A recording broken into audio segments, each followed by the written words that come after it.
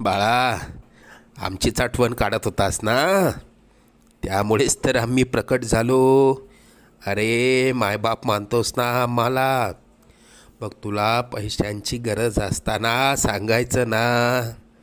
कोणापुढेही हात पसरू नकोस. लोक 2-4 हजारांची मदत करतीलही, पण तुझ्या मागे सर्वांना तुझी मजबुरी हसत सांगतील. आता तुला कोणापुढे हात पसरण्याची वेळच येणार नाही. तू आजपर्यंत भरपूर दुःख सहन केलंस. लवकरच तुझ्या रडक्या भाग्यात सुखाचे दिवस येतील. तुझ्या मनात असलेली इच्छा पूर्ण होऊन अक्कलकोटला पेढे घेऊन येणं होईल. येशील ना आम्हाला भेटायला अक्कलकोटला?